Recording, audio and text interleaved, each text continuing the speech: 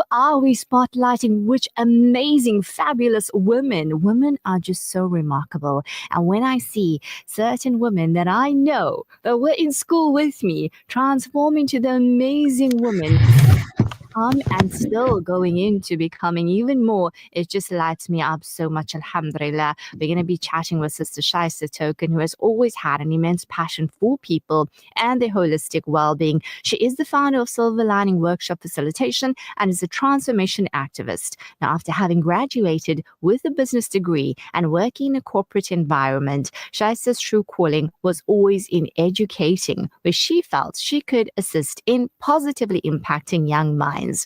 She has taught at both secondary and tertiary institutions for over a decade and hosts 3 tertiary qualifications herself in different fields of interest. She is a proud academic and lifelong learner, and she is also a mum of 4 teenage boys, and it doesn't end there. So let's chat with Sister Shahista, find out about her amazing journey and so much that she has accomplished. Assalamu alaikum, Sister Shahista. Welcome to Urban Women.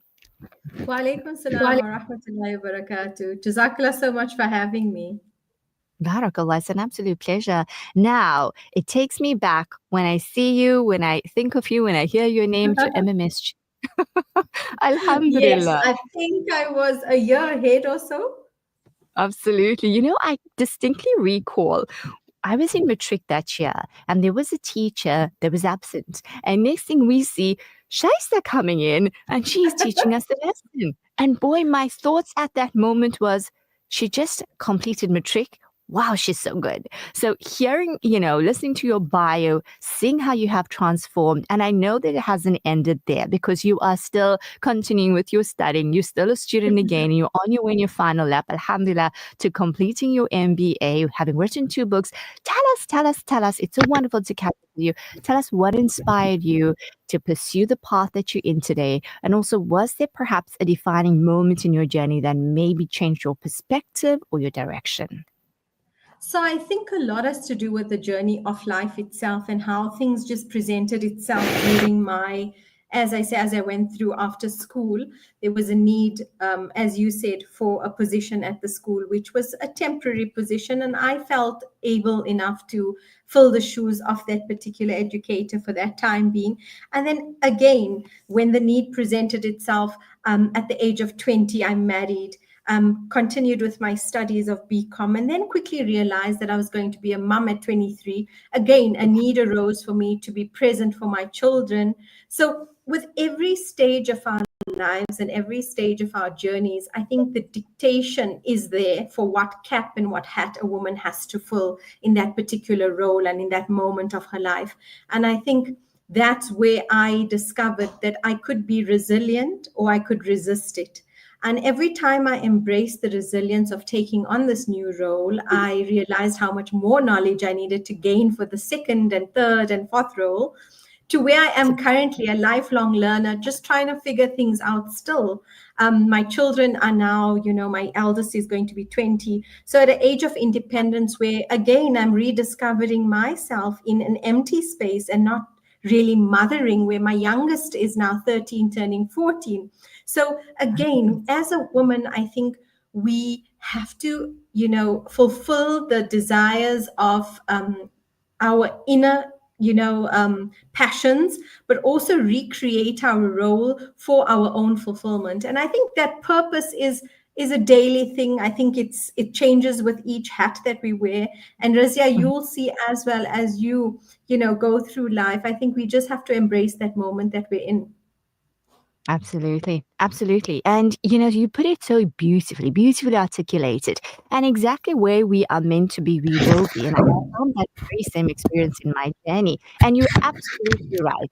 We will end up where we need to be because Allah Azza wa Jal has given us those certain abilities and talents. And sometimes we're lost and we're confused. And sometimes, certain things will happen that you would think is the worst ever. And why? But it's only meant to steer you in the right direction. How wonderful. And you say, we're always learning, seek knowledge from cradle to the grave, but also continuously learning about ourselves. And as you just mentioned, the different phases in your life and learning about yourself more, learning more about that phase. And I think we all go through that. So it's so important that we do live in that state of consciousness. Share with us some of your challenges, Shahista, and how you manage to also navigate through that, because we know this is dunya and everything comes with its challenges. Share with us some of those for you.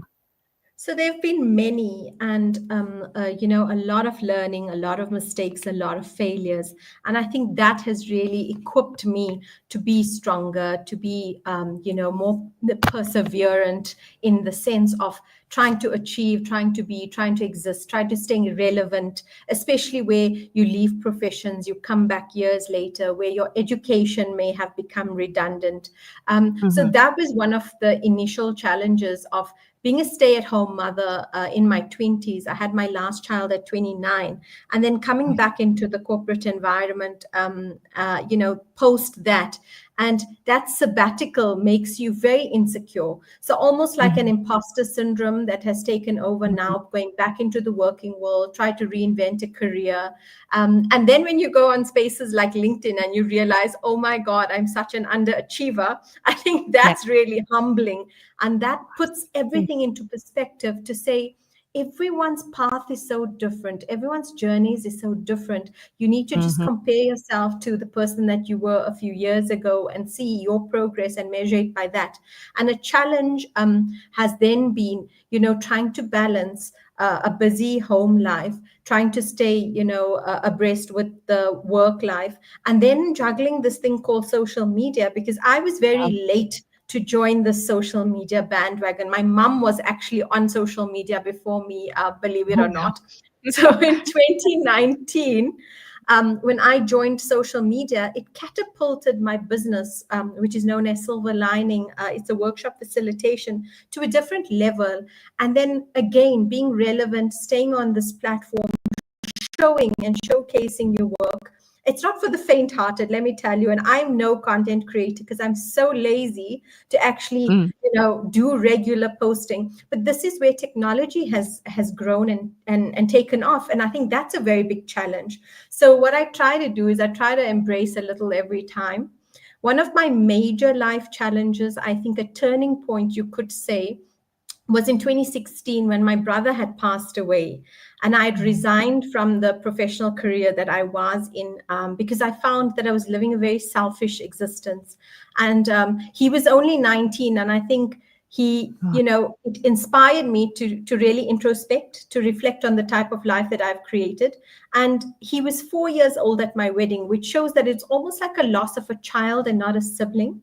So looking back at that, that's where Wiser NPC was created, Women in Social and Economic Reformation. And that's my passion project. It's philanthropy. And I think I get the most joy from that. And a challenge has been in these markets of donor fatigue, trying to do the best work in terms of charitable causes in our local communities. And my history growing up in Pietermaritzburg with my grandfather being in the Jamaat and so on. So very affiliated to Dawa work. So Wiser NPC actually has adopted the revert community in our surrounding areas, and we do a lot of Dawa work. So yes, challenges have been many, but the focus has never been the challenge, always the resolve. Beautifully said. And when you lose somebody so close to you, it really gives you a different perspective of life. What you thought mattered before no longer matters. It takes you on a whole different level, and it changes things so drastically. So I hear you, I resonate with what you said. What are some of the most valuable lessons that you've learned in your personal and professional life? How has your journey shaped you? So I think the expectation on other people, that was a really eye-opening moment through my journey of entrepreneurship. Remember, coming from an employed position where I was constantly working for someone else to a space where now, as an entrepreneur, I was reaching out to community support. And what was very humbling is people that you generally tend to lean towards for support or for, that type of, business expectation where you would Right. think you would get that support, but also that donation or that friendliness in terms of an entrepreneur. I think that was very humbling to realize that strangers support you much more in these causes, in these Mm-hmm. journeys. We don't rely on people that we expect from anymore. We're Yep. now very open to a network of collaboration, because what we found is, and it's often something that I share in my motivational speeches, people will support you because it's you, but oftentimes people won't support you because it's you. So I think that's something we have to really take from the stigma of our communities, and how we do not give to the ones on our doorstep, but we'd rather do these elaborate purchases via, in these entrepreneurial halls, where they shop online in international businesses than their local brands, or they give charity to international causes than the local brands. So these have been things that I've realized along the journey. And the moment I set my expectations low of getting the support from people I know, that's when I actually started thriving, because I was no longer manifesting the sort of resentment or this challenge or this disappointment in others. Mm-hmm. Mm-hmm. Absolutely. We learn all the time, and it's so beautiful how when you make that effort and you have, as you said, expectation, it's amazing how the help and the doors open where you least expect it. And I think there's so much of beauty in that, because there's so much more that could come from what we kind of thought the help or the assistance should come. And Allah Azza wa Jalla is the best of planners. Now, in order to keep doing what you're doing, you need to stay motivated, Shahista. What motivates you? What drives you? What's your passion to keep going despite the challenges that come with everything? I think, Razia, it's very important every single day, and I'm literally telling you this. Every single day is a work in progress. You have to motivate yourself every day for that particular day's cause, for that particular day's goal. Because if you focus too much in future thinking, long-term planning, it's often setting you for overwhelm. And as a life coach, we know this. We know that every day, living the present moment, appreciate the fact that we have been given this day by our Creator to live to the best of our abilities. And I think my motivation mostly is the feedback that I get either from a client who has reached a milestone, overcome a hurdle, or from that little child that sends me a picture of them with one of the, yesterday I got a stationery item that I sponsored to a local madrasa in Tembisa, and the child sent me a selfie of him with his pencil case, and that was Oh, brilliant. beautiful. And I think Mm-hmm. it's these little nuggets that keep us going, to say, even if you don't impact a larger community or a larger audience, you're impacting one person for the rest of their lives. And I think my takeaway from Rida's passing has been that my Sadaqah Jariya would be the information, the knowledge passed on to others through my charity work. So inshallah, through that, that's what keeps me going, I would think. Alhamdulillah, beautiful. Now, how do you balance? Because let's face it, in today's fast paced world, how do you actually manage to balance between work and family life as an urban woman? So I think that realizing and understanding that there is no such thing as a work-life balance, embracing the idea that you will not achieve it, puts a little less pressure on you to try and achieve it. That's the first thing that I often, teach. There will be one area of your life, whether it's at work or whether it's at home, that will take priority for that particular moment of the day. And I think we should submit to that. We should give into moments that are more necessary to be tended to. And in that way, we can plan better. So for me, having 4 children, 2 years apart, and now during exam time, different times of the day, fetching, Uh-huh. dropping, plus working, plus doing my MBA, it's a balancing act of planning well and being organized. And I think systematically, if you have a routine from a Monday to a Friday and just breathe on a weekend, it gives you that ability to cope better.